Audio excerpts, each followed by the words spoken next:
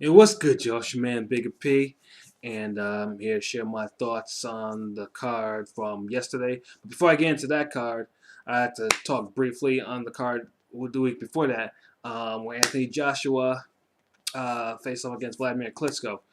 Um, the heavyweight division is always one of the, is in the last decade or so it has not been the most popular division. I mean, if you're coming from watching the heavyweights in the '90s, and then you see it progressively, to see the '90s heavyweights, age out, so to speak. The heavyweights of the 2000 generation have not captured the imagination of the box public as most. So, although I'm not making no mistake, I mean, not all of them were, not all of them were substandard or they weren't bad, they were, or anything like that. It's just they were just different. Some of the two and one of the big leaders of the heavyweights of the 2000s is of course Vladimir Klitschko. Um, Vladimir Klitschko has gotten a rap for, although he is Hall of Fame and he is possibly he is an all time great heavyweight, he has not got the type of adulation that one would expect from him. Possibly, there are possible performances where it's his performance was not exciting enough for the for the casual audience or anything like that. Even though he was extremely dominant. I mean, in the modern era of boxing, how many fighters do you know that actually kept their kept the title for damn near all who not only collected the belts but damn near kept them for almost 10 years in the modern era of boxing within one division. It's very rare. Um, I mean, not just in the heavyweight division, but all divisions these days. And when Tyson Fury upset him back in 2015 for those belts, most people thought this was the end of the Klitschko era. And then since then, of course, we've seen a lot of different things go on. I mean, Fury had a situation with the IBF, which led to Charles Martin becoming heavyweight champion. That's a whole nother type of conversation, which led to Anthony Joshua picking up that, eventually beating him for the IBF title. And then the other belts, from Tyson Fury, because, he had to take a quote unquote leave of absence to deal with his issues. The WBO belt eventually went into the hands of Joseph Parker, and then the WBA belt was pretty much vacant for the time being. So, which leads us to this fight with Anthony Joshua versus Vladimir Klitschko, in which not only the IBF title would be on the line, but also whoever win would be the super version of the WBA heavyweight title.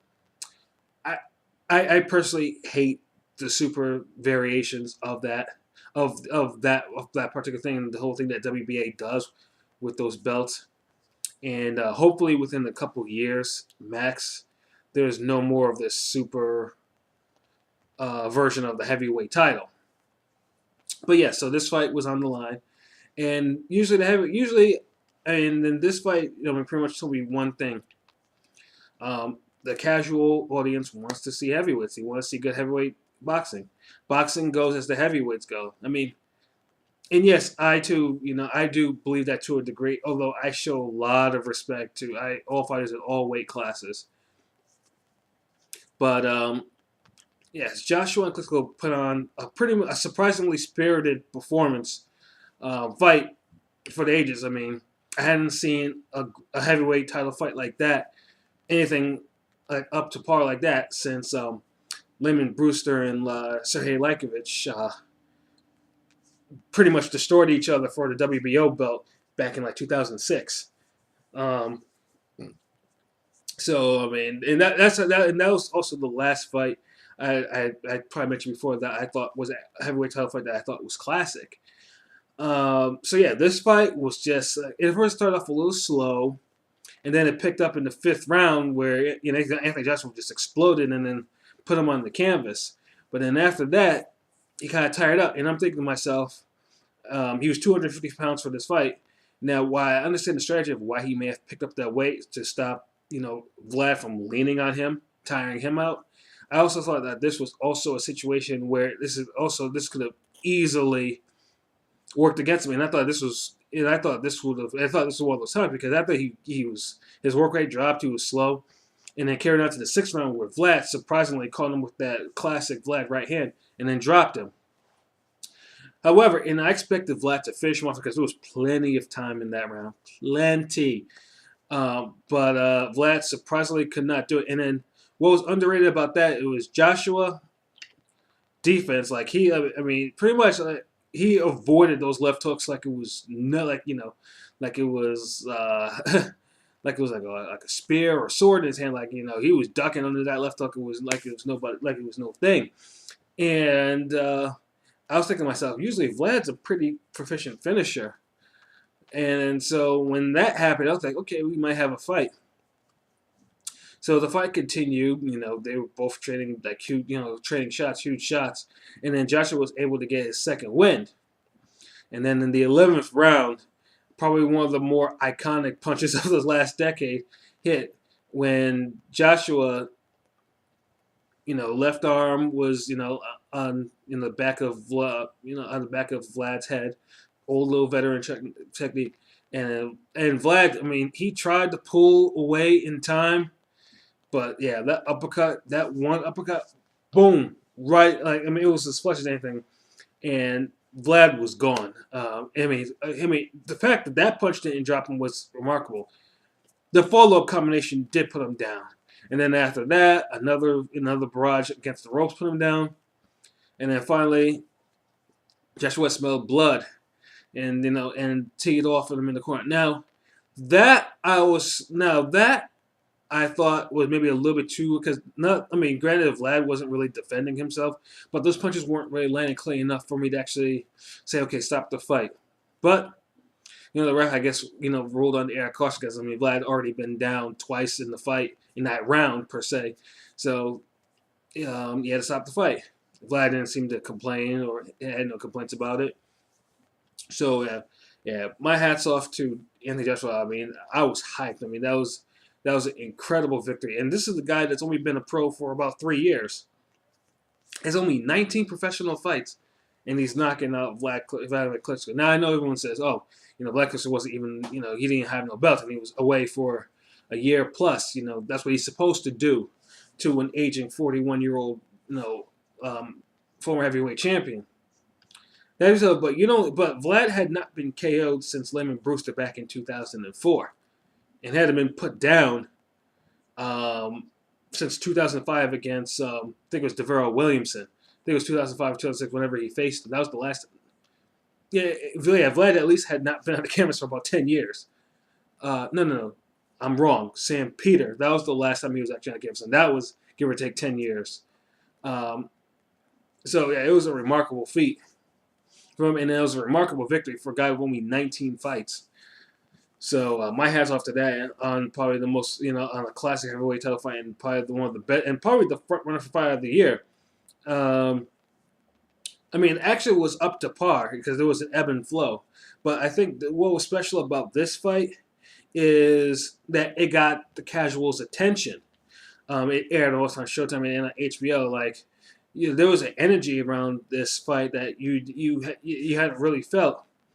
And you got your comparisons to Mayweather and Pacquiao, and the anti-reaction per se, like you had because they got the casual attention because the casuals like to see heavyweights. They're big guys, and then big guys who fight, and that's what they actually did. And you could just feel the energy. It's like, oh, boxing may be on an upswing. Boxing may be up there now. Yeah, let's pay attention. And it had like plenty of attention. Like I saw. I remember I went to the office the next day and people were talking about it. And there's no boxing people where I work. There's none. And so it was kind of remarkable that people were even mentioning this fight. And I saw had all this attention, on TV and stuff like that, on my Facebook per se. Like, there are people who are like, yeah, that's a real fight, fight. They got, that's a real heavyweight fight. And that's the type of post that I was seeing. And I was like, oh, this is awesome. Like, and hopefully, this goes a little bit forward to now untangling the mess. Pretty much a decade-long mess of what's going on in the heavyweight division. Now, Let me just, I just wanted to talk because I didn't get a chance to talk about that fight last week, so I want to talk. I just want to get that in. That's about almost 10 minutes on it. So yeah, let me get to talking about this card, Canelo versus Jr. This was this card marked the first time I actually went to a movie theater and watched it in there. I mean, I'd never done it before, and the card in itself. To be fair, I was not. I'm not a fan of Canelo or Jr.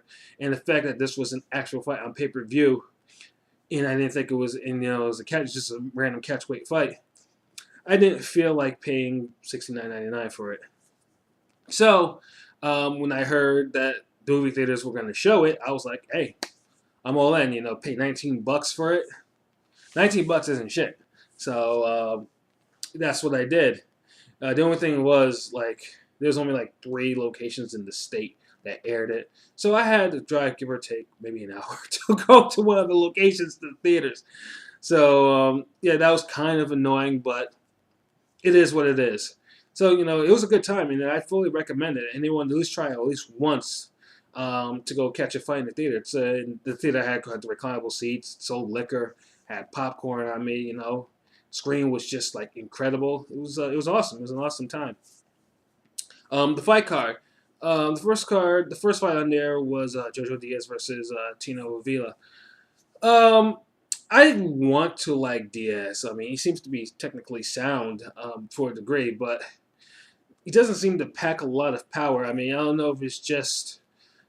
I don't know. I mean, he is talented, and he pretty much won the fight. I mean, it was the battle of the unbeaten prospects, and he won the fight pretty handily. But it's just you could tell that. I mean, he was probably throwing everything to these punches. It just wasn't hurting him. It was I don't know if it's just. I don't know if he just needs a style tweak. Or I don't understand it. But I mean, it was a standard fight, and he did what he had to do. But I just feel like. Honestly, I think he probably needs more work, and I hope Oscar doesn't try to rush him in against the other featherweights, and particularly because I have a feeling that maybe Oscar's probably looking at him facing Valdez, which based off Valdez's last fight against Marega, that would probably not be the best idea in the world, but he got the victory, and it was a clear victory. I mean, I think I give him it was 9-1 on my own personal card, so. Yeah, I mean, hats off to him. The second fight was Lucas Matisse making his return after getting knocked out by Victor Postol versus Emmanuel Taylor. Now, this was the fight out of all the fights on this card that interests me more because I am a Lucas fan. I'm a big Lucas fan. And I've always felt that Lucas could actually become a champion.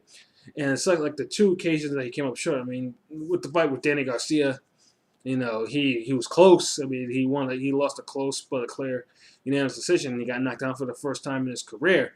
And I thought, okay, he played. I mean, even though that's where he picked up the eye issue, but he gave a great account of himself in a low key and underrated brawl. So I mean, after he came back, he came back from his eye injury. He had the fight of the year against Molina. He had a minor victory, and then afterwards he had another fight of the year with candidate with Ruslan Kavanikov. And he admittedly gave him probably the worst beating of his career. So, it was up to tell you. And so when Danny decided to finally vacate that 140 belt, it was him versus Postol. And I'm thinking to myself, this is about finally, it's time. Lucas is going to become champion. So it kind of disappointed me that it didn't work out that way. And then he suffered another eye injury. So now we're here.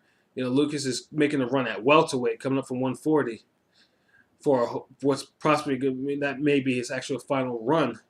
And he's facing Emmanuel Taylor, who is known for, pretty much known more for his effort. I mean, he beat Kareem Mayfield, and then he gave Broner all that he can, all that he got. I mean, personally, I didn't think he lost that fight by no more than a couple of points.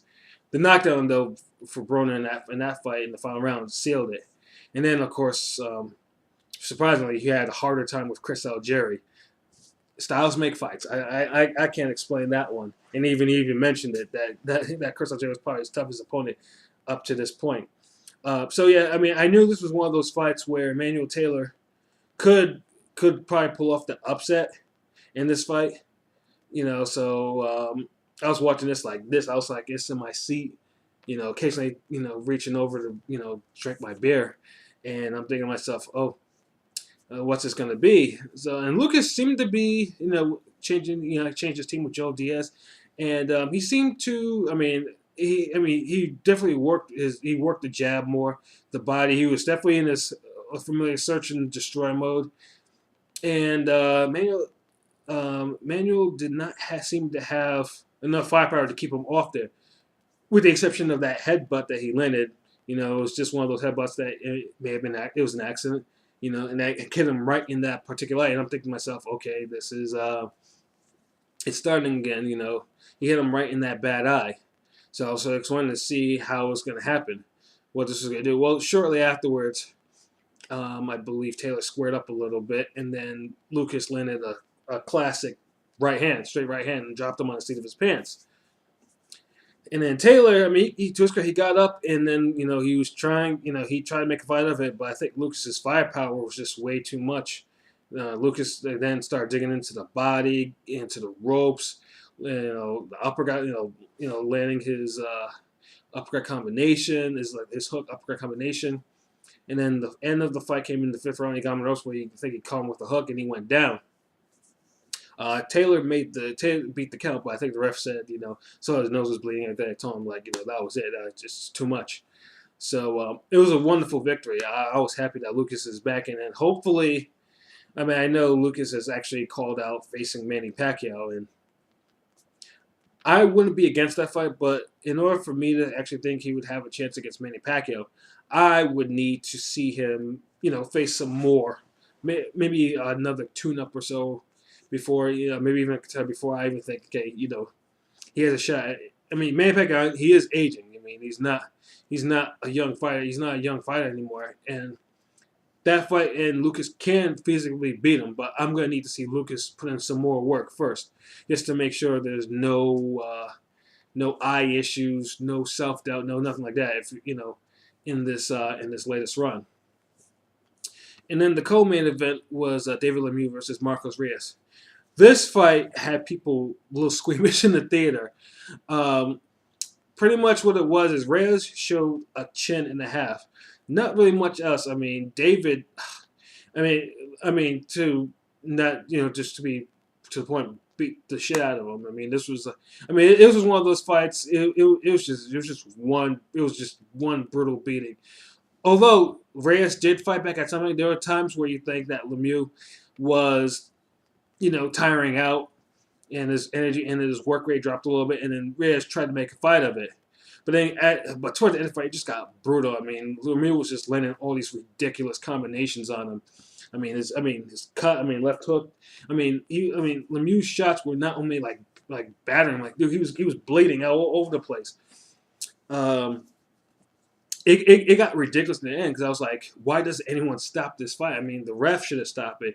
Reyes Corner should have stopped it. Somebody, Lemieux was literally doing everything. Lemieux was battering the guy, and you're seeing and no one was thinking he's too tough for his own good. Pull the man out. Reyes could be safe for another day. You don't have to, you don't have to let him take this type of punishment. And this was within 10 rounds too. And it went the full 10, and you could tell the people in the theater every time that he was landing Reyes was just every time the blood was just flying, you could see the crowd, the whole crowd, the whole auditorium was just it was a one hell of a beating. And Lemieux, of course, did his part. Lemieux now, cut fresh off knocking out Curtis Stevens in the last out cold. This is the type of stuff. This is the type of stuff that actually makes you, that actually says, hey, maybe we could try to sell this guy to be somebody's opponent. Probably, I honestly would be surprised to see Lemieux be a champ or get a shot at a champ in the near future. Whether it's Triple G again, who knows? Or is he going to be set to be a future opponent for Canelo for whatever reason? Who knows? But he did his part, and it was brutal. It was a brutal beating. So, and hopefully Reyes is okay. But it was one of those beings that you're thinking that Rez either may need to take a little break because or he might have been ruined. But so far, I mean, I haven't heard anything from collapsing. It was just what it is. So we'll see what happens.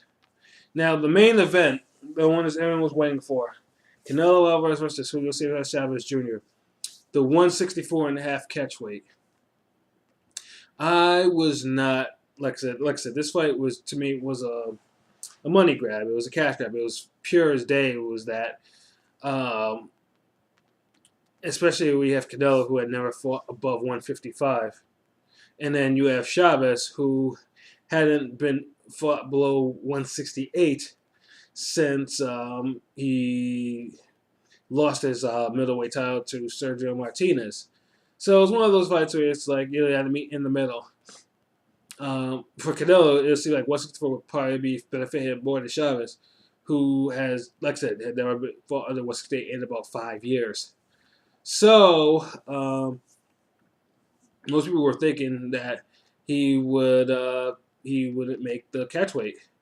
As the last couple of years, I don't think he made his weight like maybe once in his last like 4 fights or whatever, something ridiculous like that. So that's what, and then I think that the penalty is like for a pound over, it was like $1 million penalty. To his credit, Chavez, I saw the videos and everything like that, professional all the way to his training, and then he made the weight at 164 on the dot. Even under his catch weight, as did Canelo. So you're thinking to myself, okay, then maybe we're gonna see a repeat of this guy putting on maybe 20, 25 pounds, the next 24 hours, and he's gonna look like a small heavyweight, cruiserweight size. Which he looked pretty big.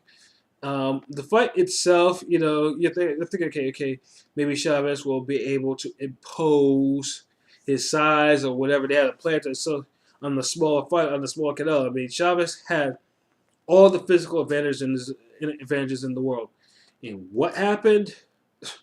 The play, I guess, was to try to box Canelo, which should have never been a strategy. I mean, Canelo was out jabbing him, like pretty much out jabbing him in the center, and then when he'd get on the ropes, he could barely throw anything. And pretty much by the third round, Canelo realized that there was no fire, so he started landing, and you could see the nose was already bleeding, his eyes were all puffed up, and then it got to the point where you see Canelo even setting himself on the rope to even invite Drew to actually throw something. He wasn't doing it. I mean, he got him on the ropes, just doing this pity pat shit, and then afterwards, Canelo was just well, you're not gonna fight. Was ripping him with punches. And it got to the point where it's got extremely one-sided. And Canelo, to his credit, tried to put Junior away. He tried.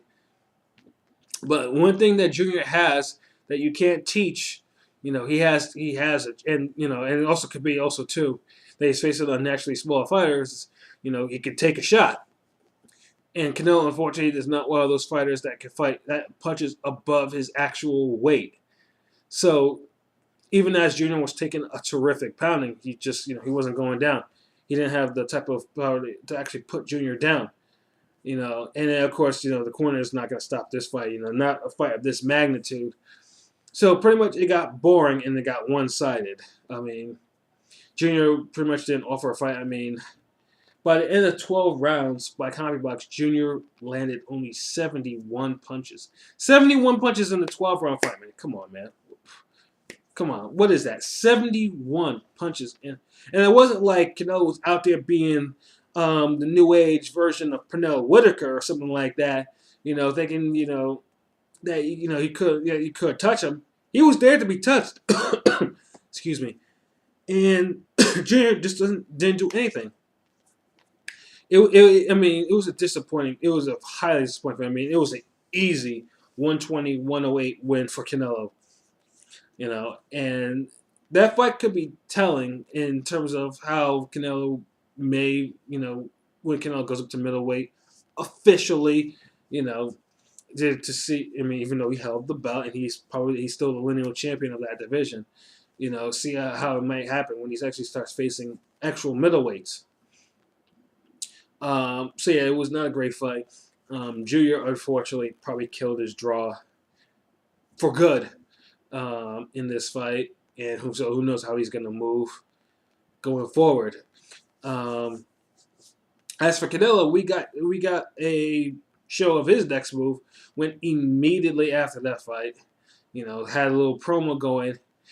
So apparently now there was an agreement reached probably a week before the fight that Canelo will face Triple G on September 16th. It made it official too because I saw HBO has all the promos and everything out on YouTube now for the middleweight championship of the world. This is obviously this is the biggest fight in boxing, and you know they had their little promo in the ring and everything like that, and it was and I think that little promo got more people hyped up than the Canelo Jr. fight. So yeah, and it was good to actually see them actually near each other, and then you could actually see that Triple G is the bigger fighter. I mean, he is significantly bigger than Canelo, and you could tell not height. I mean, he's a bigger fighter. So it's going to be interesting just to see how that fight is actually going to play off, and whose strength is going to trump what strength. So yeah, I mean that's Canelo's next move, and now that's gonna be Triple G's next move. So I can't wait, And God willing, I will, if any problems or I will try to be live at that fight. I mean, I'm thinking right now I'll probably be in Vegas because a friend was telling me he was just looking at hotel rooms around that weekend, and he's already seen them go up to $500 a night. I guess it is what it is. It's Vegas. I wish they'd hold it somewhere else. Somewhere else that's a little bit more. Granted, Vegas is a nice place, but hang it. Just in a different area other than Vegas all the damn time. But that's for another complaint. But yep. So those are my thoughts from the card, and then the Klitschko Joshua fight. So yeah, it was a good week. It was pretty much good weekends of boxing. Next week, I think, is a reprieve. And then, of course, the 20th will be a big day. Fights galore, man. Showtime, HBO, overseas, man. It's going to be wonderful. So, until then, peace.